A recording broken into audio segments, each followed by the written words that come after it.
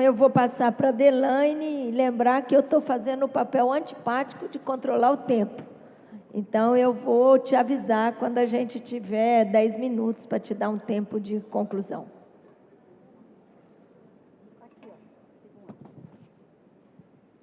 Bom dia a todos. Em primeiro lugar, eu queria agradecer o convite que foi feito ao IBAM, o Instituto Brasileiro de Administração Municipal, que é uma organização não governamental antiga, com sede aqui no Rio de Janeiro, e depois também estar conversando com vocês.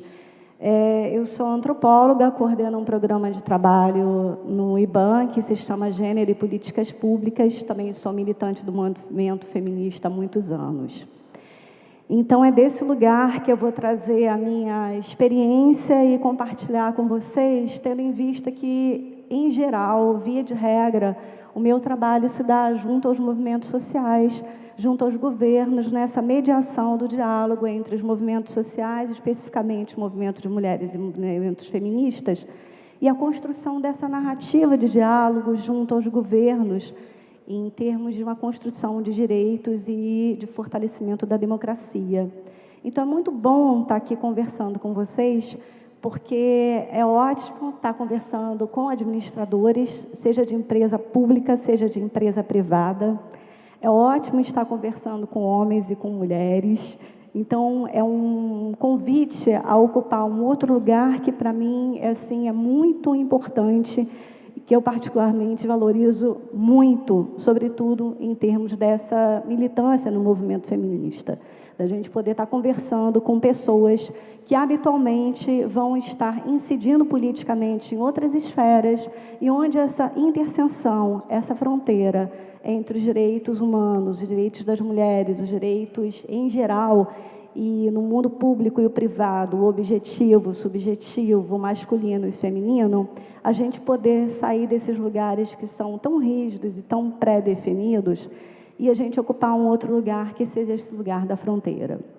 E, nesse sentido, acho que é importante dizer, antes de começar propriamente esse desafio, né, que a gente trabalhar assim, em tão pouco tempo, tantos temas, e que conexões eu posso trazer para a gente sair daqui com algumas reflexões, né?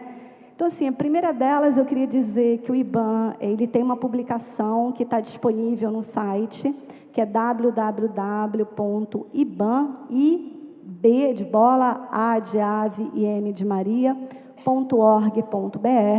que se chama Mulheres, Trabalhos e Empreendedorismo, Olhares que se Encontram. Essa publicação vocês podem baixar no site. Ela é fruto de uma articulação e de um convênio com a Secretaria de Políticas com as Mulheres. Então, várias reflexões sobre o tema de gênero, trabalho, desenvolvimento social, desenvolvimento humano, democracia e o tema propriamente do empreendedorismo estão lá. Inclusive, um artigo que eu escrevi, então que, enfim, muitas coisas que eu vou falar também estão baseadas nesse artigo. Segundo aspecto que eu queria pontuar é que os estudos de gênero nos últimos 20, 30 anos, eles foram muito importantes para a reflexão da pós-modernidade.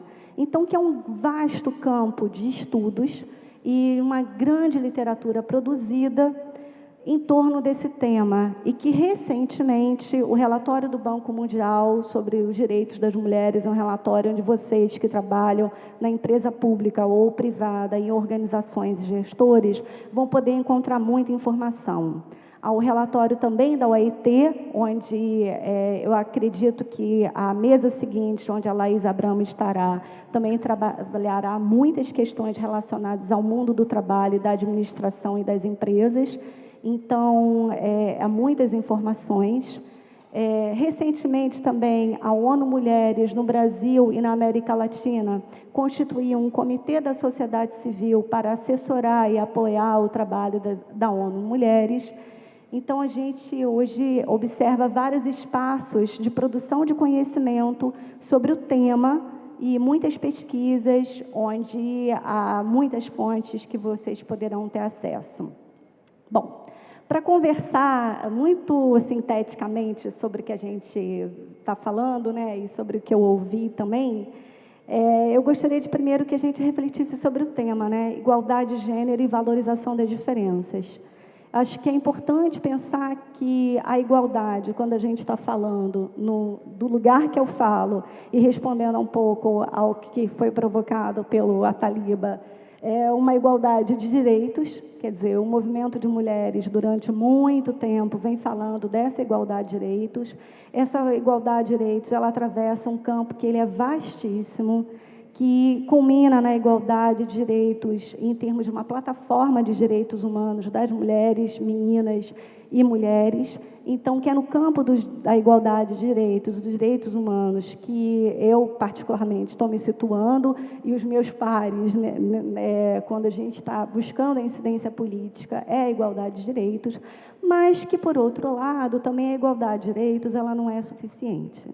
A gente sabe que, embora as mulheres tenham o direito de votar e de se candidatar assegurado desde 1934, no entanto, essa igualdade de direitos não se reproduz em igualdade em termos de acesso aos cargos de tomada de decisão e de poder.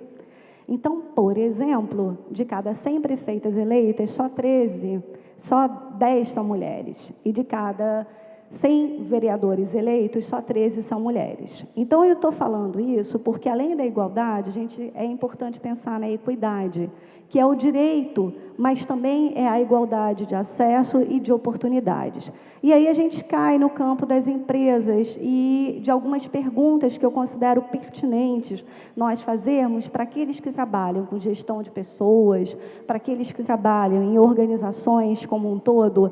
E eu acho que para a nossa vida cotidiana, que Tatal estava falando e anteriormente, de que a gente fala por igualdade de gênero, equidade, valorização das diferenças. Quer dizer, eu acho que toda valorização significa atribuir valor a alguma coisa. Quando você valora, quando você avalia, é sempre um ponto de vista parcial, relativo, pessoal, subjetivo, por mais que a gente busque essa objetividade, é uma interpretação.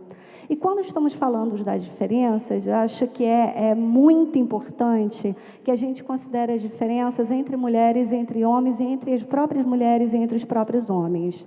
E, nesse sentido, é importante porque, muitas vezes, quando se trabalha o tema de gênero nas organizações ou quando se trabalha o tema de gênero na sociedade em geral, a gente tende a cair para o essencialismo, que é acreditar numa essência feminina e que, portanto, as mulheres são todas iguais e têm um comportamento igual, ou que as mulheres têm características que majoritariamente vão lhes configurar como um grupo.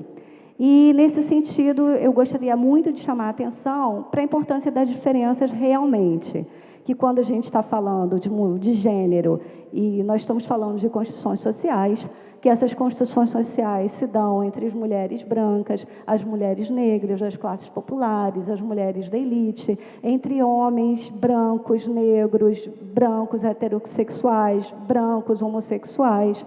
Então, que essa diferença ela não é desprezível e apenas retórica, e que isso traz para as organizações, e eu acho que para o mundo contemporâneo, um desafio muito grande, que é da própria construção das identidades, dos grupos sociais, como essas identidades, sejam as identidades de classe, sejam as identidades dentro dos sindicatos, sejam as identidades dentro dos partidos políticos, enfim, como é que nós somos atravessados por identidades ou por posicionamentos que vão mudando ao longo da nossa vida, e vão mudando ao longo da nossa vida também dentro da empresa.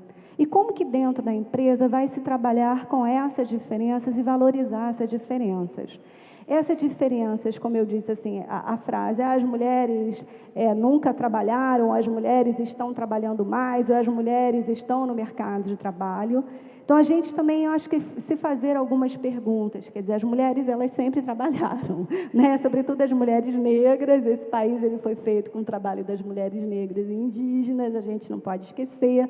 Uma coisa é o trabalho remunerado, o trabalho pago, e a própria divisão sexual do trabalho, que eu acho que é um fator muito importante para as empresas hoje no mundo, onde há uma grande mudança nas relações de trabalho pelas tecnologias, pela nanotecnologia, e que há também mudanças nas relações de trabalho a partir da entrada das mulheres no mercado formal pago, porque é claro que as mulheres sempre trabalham em casa, mas não recebem por isso, mas isso é contabilizado no PIB, e a gente tem como fazer isso. A grande questão é como que as mulheres entram no mercado de trabalho, onde que elas estão posicionadas. Acho que, de novo, se a gente quisesse muito rapidamente falar, olhar para a sua própria empresa, olhar para o seu próprio espaço, que se ocupa de tomada de decisão, quer dizer, como trabalhar com essas diferenças nas empresas com recorte de gênero.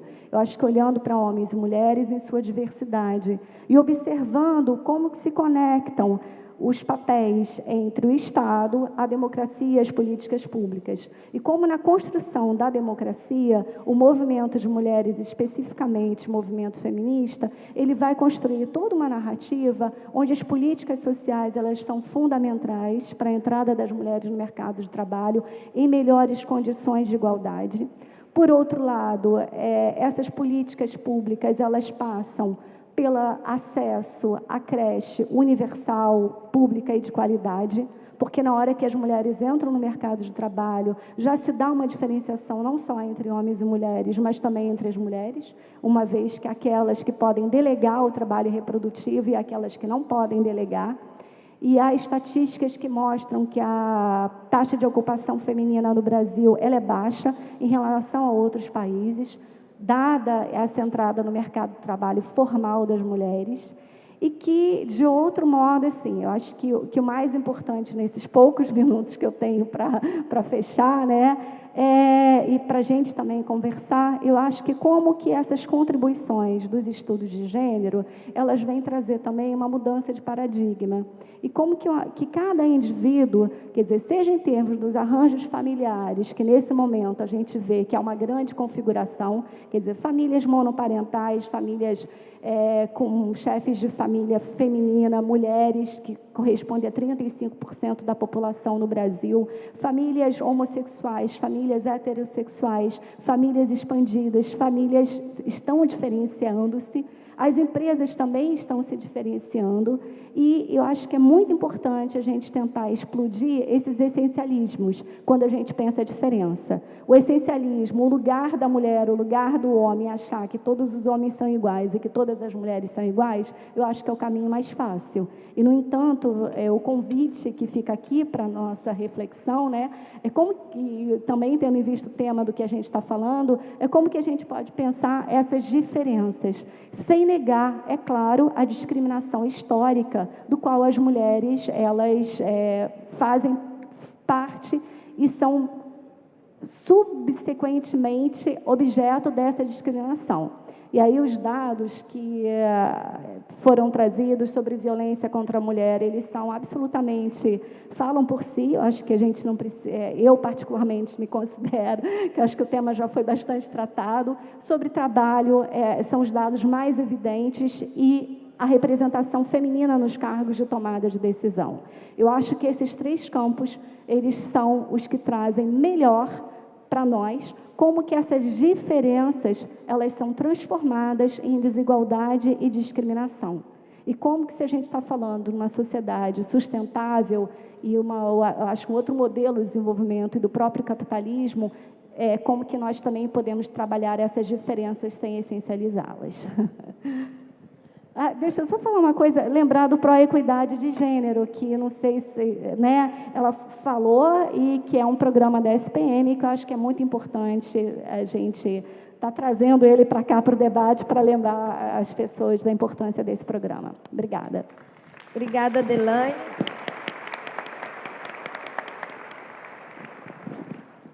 Nós temos um pouquinho de tempo, que vai nos dar, no máximo, uns 3 minutos para cada um de nós fazer comentários.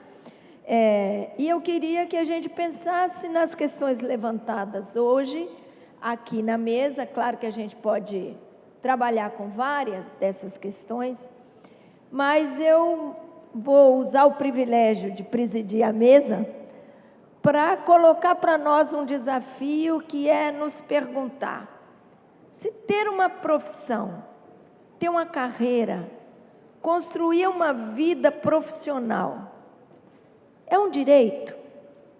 É um sonho? É uma vontade? Então, e de que forma isso se coaduna? Na verdade, é esse o nosso tema, né? Mas é um direito só para os homens? Ou é um direito para as mulheres? Porque ter uma família, ter uma vida afetiva e uma vida pessoal, também é um direito? Mas é um direito só para os homens ou um direito só para as mulheres? Ou para que um tenha os dois direitos, o outro tem que cuidar de um direito inteiro? Então, eu acho que esse é o nosso tema aqui, que eu queria que a gente pensasse, provocando um pouco, a partir de uma fala do Ataliba, que ele diz que não é congruente ser mãe, educadora e executiva. Eu perguntaria, é congruente ser pai, educador e executivo? Porque os homens fazem isso há séculos. Se fazem bem ou mal, eu não vou julgar. Porque eu acho que fazem delegando às mulheres a parte do trabalho. O problema é que tem uma pesquisa da Fundação Perseu Abramo, de 2000 e agora repetida em 2010, em que as mulheres brasileiras dizem que a maior vantagem e a maior diferença e a maior qualidade que elas viram nos últimos anos de mudança na vida das mulheres foi poder entrar no mundo do trabalho remunerado. Foi poder entrar no mundo desse trabalho público, porque, como a Adelaine diz, as mulheres já trabalhavam há muito tempo, sempre trabalhavam um trabalho não reconhecido. Mas é isso, é trabalhar, ter profissão, ter carreira. As mulheres levantaram isso como a principal vantagem dos últimos anos na vida das mulheres. Então, como combinar isso e como as áreas de administração, que são tão fundamentais para organizar o mundo do trabalho, podem contribuir para essas mudanças? Vocês têm 3 minutinhos aí, claro que podem falar sobre o que quiserem, mas eu estou pensando um pouco, a partir dos temas levantados, né, da igualdade de direitos, da igualdade de acesso, de oportunidades, e também das dificuldades de combinar. Então, voltando, você já está se posicionando para ser a primeira? Então, tá bom, você é a primeira, depois a Ataliba. Eu também tinha... 3 minutinhos, hein? Querido, questionar a posição de que é incongruente ou que é incompatível, né? Acho que foi essa expressão utilizada. Alguns autores têm falado que a revolução feminista, que a revolução sexual dos anos 60 é a principal revolução feita nos últimos séculos, no século XX, vamos ser mais precisos, porque realmente ela, ao possibilitar a separação entre a reprodução e a sexualidade, permitiu às mulheres a construir a maternidade como humanas, não como um acidente biológico, mas também como alguém que poderia definir, junto com seu parceiro, a possibilidade de ter ou não ter filhos, porque, diferente dos animais, nós podemos escolher ser pais e mães. Não é um instinto a maternidade apenas, ela é pode ser uma escolha. Então, partindo desse pressuposto, a desorganização social que essa revolução ocasionou, ela está realmente trazendo efeitos que nós ainda estamos procurando responder e redimensionar. Mas a solução não é trazer para as mulheres a responsabilidade e a culpa pela desestruturação da família e por os problemas sociais que nós estamos vivendo, e sim a gente repensar essa possibilidade de trazer os homens para o privado. Eu tenho dado para os meus netos, sobrinhos netos, já bebês para brincarem, né? Para os meninos, porque eu acho que aprender a ser pai e brincar de paternidade é algo que tem que ser aprendido também. E poder trazer os homens para dentro do privado e circular os papéis, como já tinha colocado anteriormente, é fundamental. Obrigada. Eu quero exercer o meu direito, já que fui de resposta, já que eu fui citado nominalmente. A primeira questão é a seguinte: quando eu falei da incongruência, eu falei nos termos atuais. E vou pegar uma dica sua muito boa, Virginia. Eu me lembro que eu queria fazer um esforço tremendo para ser um bom pai, educador, etc., etc., no meio das minhas viagens. Nunca fui além de produzir mamadeiras e levar o parquinho no domingo. Por quê? Porque eu estava, e era uma forma bastante tradicional, primeiro despreparado para isso. Eu tentei trocar fralda, mas com o avanço da tecnologia, eu vejo meus genros com uma destreza total, porque em velcro. No meu tempo tinha um diabo de um alfinete que me espetava, porque eu não tinha medo de espetar a criança. Então, eu acho que quando eu falo que a educação é a chave para, inclusive, voltar a uma forma congruente, porque era muito congruente. O homem era a última palavra no lar, juiz supremo, recebendo as queixas e reclamações, tá? E a mulher se incumbia de fazer a paz e a harmonia do lar. Não é por aí. Agora, educação propositada. Eu acho que puericultura, coisa que já não existe mais, mas devia existir nas escolas, já que boa parte da educação foi delegada às escolas. E dentro de casa é isso, realmente é uma aprendizagem que deve ser feita, para tornar congruente. Queria só aproveitar um minuto que me sobra para lembrar a história da sustentabilidade. Nós todos aqui falamos com honrosas e momentâneas digressões, como se o problema fosse da classe social da média para cima e da mulher que vai virar executiva. Mas nós temos que lembrar o seguinte, que na forma atual, que é insustentável, a mulher que vai fazer a sua carreira profissional, principalmente executiva, se faz assessorar de uma babá, então domina outra mulher, inibe outra mulher. E essa não é a solução. Então, nós temos que pensar também na sustentabilidade em termos de uma igualdade social para todos os ditos níveis de classe social. Não dá para falar mais. Obrigada, Bom. Taliba. Muito obrigada. Passa então para a Delaine. Essa provocação, né? Na verdade, eu acho que a gente nunca pode esquecer também de pensar que essa congruência, ela é cultural e socialmente construída. Então, eu particularmente acho que a graça da vida está na incongruência. Então, embora isso não signifique a gente desqualificar, nem descaracterizar a conquista dos direitos. E, nesse sentido, acho que há um espaço, quando a gente está falando de diferença, que homens e mulheres, eles possam ter liberdade de escolha. Quem quiser ter a liberdade de escolha de seguir uma carreira profissional, que tenha, e quem quiser ter a liberdade de escolha de não seguir uma carreira profissional, que tenha. Da mesma forma, eu estou falando da liberdade de escolha em todos os sentidos, e que sejamos coerentes com essa opção de liberdade de escolhas, desde os direitos sexuais e reprodutivos, por exemplo, do aborto, da legalização do aborto, a mulher que queira fazê-lo, a mulher que não queira fazê-lo, o direito a acesso ao trabalho, à educação. Isso a gente está falando num campo que é o da liberdade das escolhas, e como que essas escolhas elas podem ser respeitadas. Agora, num outro campo que está absolutamente conectado com esse, a gente está no campo dos direitos. E aí a gente está falando de um campo onde o Estado ele é fundamental em termos dele dar acesso, oportunidade e suporte para a autonomia econômica das mulheres.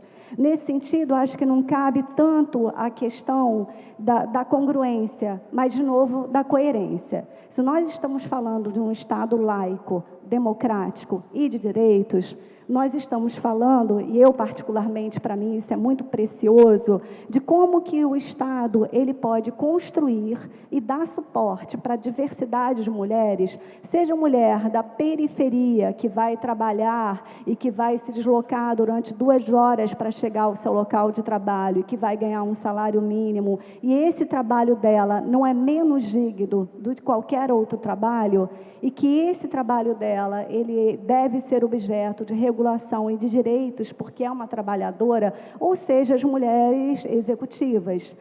Além de que, independente disso, embora ambas sejam mulheres, não necessariamente essas mulheres, elas vão trazer na sua agenda pessoal, na sua narrativa subjetiva, uma pauta e uma luta pelos direitos das mulheres. Eu acho que isso é uma outra diferença que a gente tem que trazer também. Não é o fato de ser mulher que vai trazer na sua narrativa a afirmação dos direitos que muitas mulheres e homens também vêm buscando. E que essa construção da masculinidade, do que é ser homem, do que é ser mulher, do que é ser vários homens e várias mulheres, e ser homem e ser mulher, se a gente está falando também dos gêneros e dos transgêneros, e da possibilidade, inclusive, de você definir que sexo você quer ter. E, enfim, eu acho que mais do que a gente sair desse lugar tão polarizado e das congruências, e muito mais da coerência em termos do papel do Estado na consolidação dos direitos de um Estado laico, que independente de qual mulher que a gente está falando, que esses direitos sejam assegurados, minimamente, senão aí a gente estaria sendo incoerente ao invés de incongruente. Obrigada, Delaney. Eu estava comentando aqui com os nossos participantes, as nossas participantes da mesa, que a organização do debate não prevê o tempo de abertura para o público. Eu sei que vocês estão aí querendo comentar, participar, mas nós temos um próximo painel que começa às 11 horas. Então, eu vou terminar levantando 3 questões para que a gente possa pensar a respeito a partir do que foi comentado aqui. A primeira, essa última questão proposta pela Delaney, ou levantada por ela e já dita antes também, em particular pela Virgínia, mas também pela Taliba.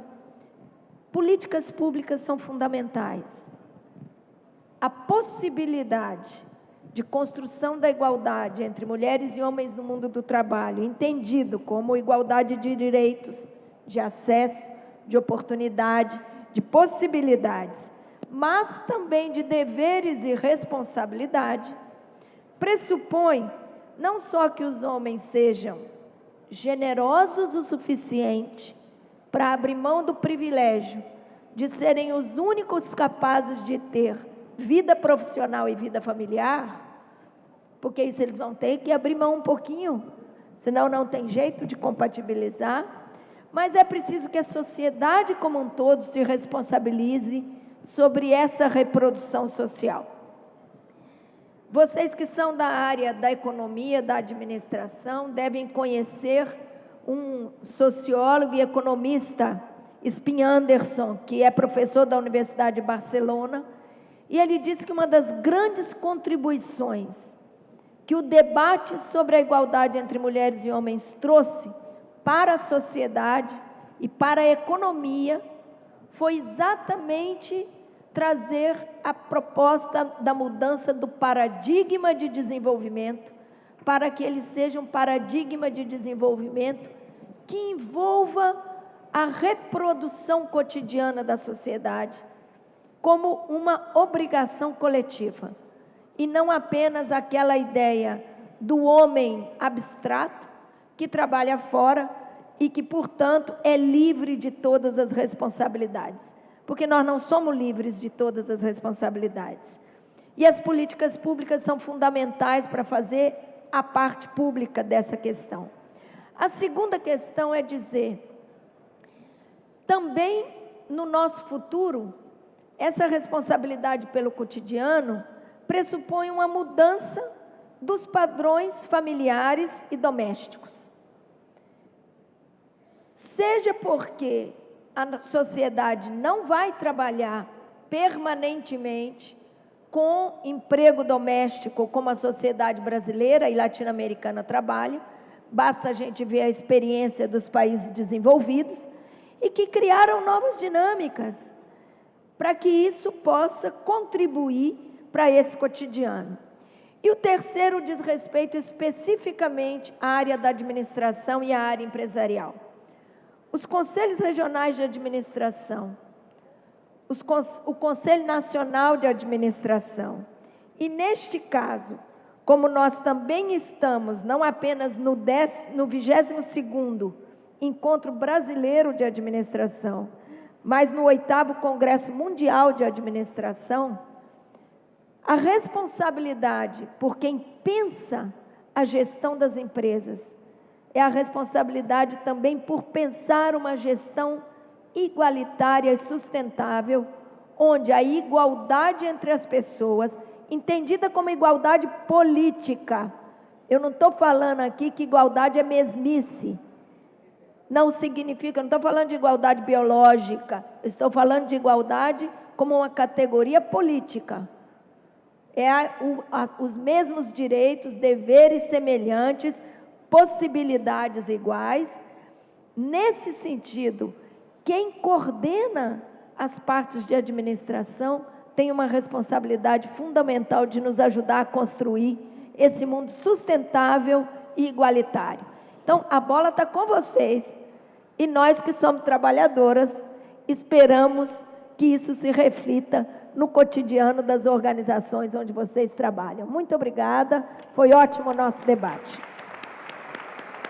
Agradecemos a participação de todos e convidamos a Tatal Godinho para realizar a entrega aos painelistas do certificado de participação e de uma recordação deste evento.